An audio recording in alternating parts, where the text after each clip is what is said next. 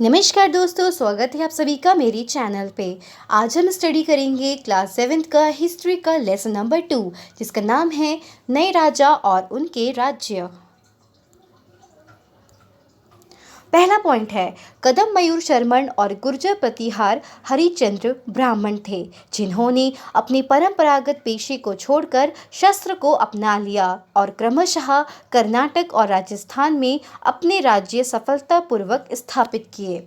Second point है, अधिक संपदा और सत्ता हासिल करने पर सामंत अपने आप को महासामंत, महामंडलेश्वर यानी कि पूरे मंडल का महान स्वामी इत्यादि घोषित कर देते थे और कभी कभी वे अपने स्वामी के आधिपत्य से स्वतंत्र हो जाने का दावा भी करते थे। जैसे 8वीं सदी के मध्य में एक राष्ट्रकूट प्रधान दंती दुर्ग ने अपने चालुक्य स्वामी की अधीनता से इनकार कर दिया, उसे हराया और हिरण्यगर्भ नामक एक अनुष्ठान किया। नेक्स्ट पॉइंट है, 12वीं शताब्दी में एक वृहद संस्कृत काव्य भी रचा गया जिसमें कश्मीर पर शासन करने वाले राजाओं का इतिहास दर्ज है। इसे कल्हड़ नामक एक रचनाकार द्वारा रचा गया। नेक्स्ट पॉइंट है, गुर्जर प्रतिहार, राष्ट्रकूट और पाल वंशों के शासक सदियों तक कन्नौज के ऊपर नियंत्रण को लेकर आपस में झगड़ते रहे, इसलिए इतिहासकारों ने प्रायः इसकी चर्चा त्रिपक्षीय संघर्ष के रूप में की है। फिर आता है नेक्स्ट पॉइंट, अफगानिस्तान के गजनी का सुल्तान महमूद ने 997 से 1030 तक शासन किया। वह लगभग हर साल उपमहाद्वीप पर हमला करता था। उपमहाद्वीप का मतलब हमारे भारत देश से संबंध है ये। उसके निशाने थे संपन्न मंदिर, जिनमें गुजरात का सोमनाथ मंदिर भी शामिल है। नेक्स्ट पॉइंट, उसने उपमहाद्वीप के बारे में कई बातें जानने हेतु अल बरूनी नामक विद्वान को इस उपमहाद्वीप का लेखा जोखा लिखने का काम सौंपा। अरबी में लिखी गई उसकी कृति अल हिंद आज भी इतिहासकारों के लिए महत्वपूर्ण स्रोत है। इसे तैयार करने हेतु अल बरूनी ने संस्कृत के विद्वानों से परामर्श किया।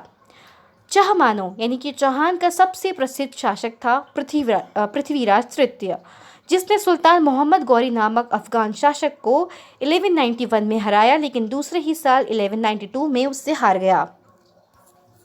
अब हम बात करते हैं कि जो चोल वंश सत्ता में कैसे आया। तो कावेरी डेल्टा में मुदट्टरायण नाम से प्रसिद्ध एक छोटे से मुखिया परिवार की सत्ता थी। वे कांचीपुरम के पल्लव राजाओं के मातहत थे। उरियार के चोल वंशीय प्राचीन मुखिया परिवार के विजयालय ने 9वीं सदी के मध्य में मुट्रियारों को हराकर इस डेल्टा पर कब्जा किया और वहां तंजावुर शहर और निशुंभ सूदनी देवी का मंदिर बनवाया। राजराज प्रथम, जो सबसे शक्तिशाली चोल शासक माना जाता है, 985 में राजा बना और उसी ने ज़्यादातर क्षेत्रों में अपने नियंत्रण का विस्तार किया। इसके पुत्र राजेंद्र प्रथम ने उसकी नीतियों को जारी रखा और उसने गंगा घाटी, श्रीलंका तथा दक्षिण पूर्व एशिया के देशों पर हमला भी किया। इन अभियानों के लिए उसने जलसेना भी बनाई। तंजावुर और गंगईकोंड चोलपुरम के बड़े मंदिर राजराज और राजेंद्र प्रथम द्वारा बनवाए गए थे।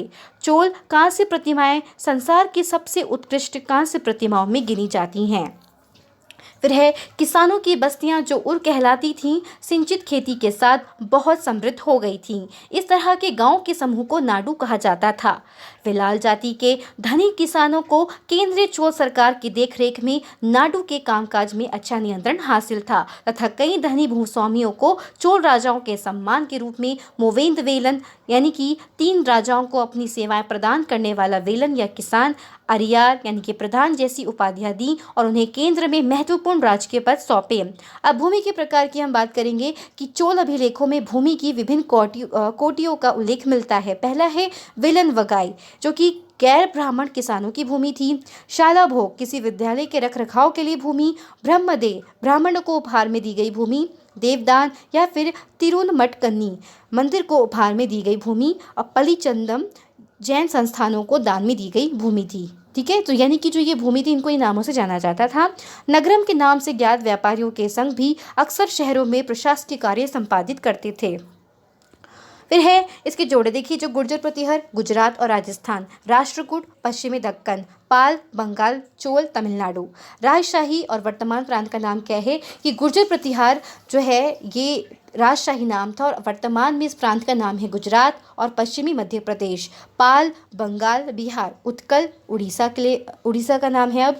पूर्वी चालुक्य आंध्र प्रदेश, राष्ट्रकूट महाराष्ट्र, उत्तरी कर्नाटक, चोल तमिलनाडु, चेर केरल और पांड्य दक्षिणी तमिलनाडु। यानी कि ये पहले इनके नाम थे, राजशाही नाम थे, और वर्तमान में इनके नाम थे, जो वर्तमान में इन प्रांतों के नाम हैं वो दिए गए हैं। तो ये था हमारा चैप्टर नंबर 2। इसका PDF मैं लिंक में डाल दूंगी, आप वहाँ से इसको डाउनलोड कर सकते हैं, वहाँ से अच्छे से पढ़ सकते हैं। तब मैं आपके लिए लेके आती हूँ नेक्स्ट वीडियो में हम बात करेंगे जिसमें चैप्टर नंबर 3 की। तब तक के लिए धन्यवाद।